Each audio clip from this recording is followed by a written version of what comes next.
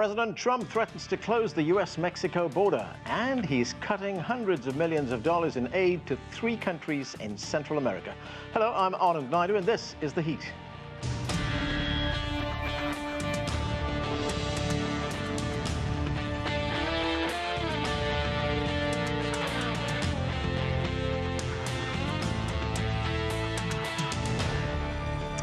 Immigration and securing the U.S. Mexico border continue to be major issues for United States President Donald Trump.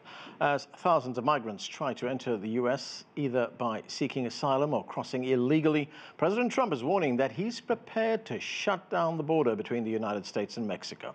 And he's taking a hard line against El Salvador, Guatemala, and Honduras, announcing that he's cutting aid to the 3 Central American countries.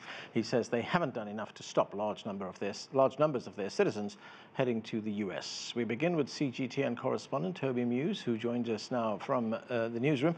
And Toby, let's start with President Trump's threat to close the U.S.-Mexico border. What's the latest on that?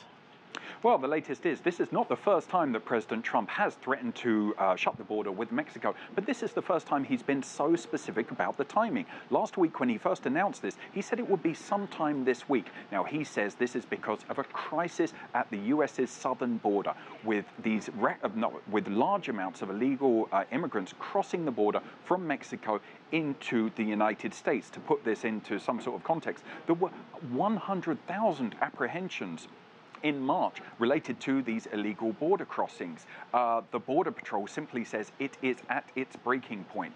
Now, Trump was speaking with reporters today, and it seemed his stance towards Mexico softened a little bit, acknowledging that Mexico was helping out, but insisted that the threat was still there. Let's take a listen to what the president had to say.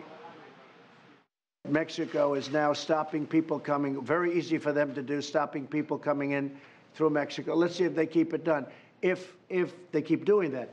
Now, if they don't, or if we don't make a deal with Congress, the border is going to be closed, 100%. Now, let's be clear, if the border was to be shut, the consequences would be enormous. First of all, trade all along the border region would be devastated, as it relies so much on the trade between the cross-border trade.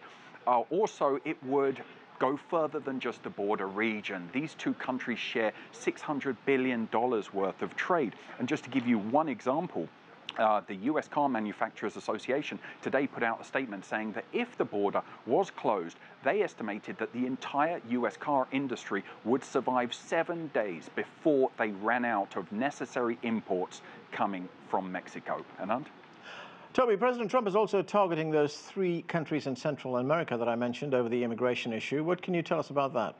Indeed, he says this is where the majority of the immigrants who are crossing via the U.S.'s southern border come from. As you said, El Salvador, Honduras, Guatemala. Let's remember, over the past 12 months, we've seen these caravans traveling up from Central America to the U.S. border. They all come from one of those 3 countries. Now, it's estimated that the U.S. aid for those 3 countries is around $450 million. Now, it's not entirely clear if some of that aid had already been given and how much was left to give, but these are small, impoverished countries, and $450 million for these countries is a lot. Let's take a listen to what the president had to say about that decision.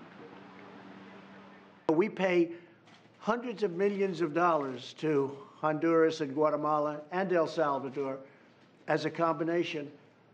And what do? They don't do anything for us. You know, it's supposed to be money well spent. I understand the reason for it, but that money doesn't get there. So we're giving hundreds of millions of dollars to these 3 countries, and the money's not going to where it's supposed to be going, number one. Number 2, they're taking advantage of the United States, and they have been for many years. So I cut off the payments yesterday.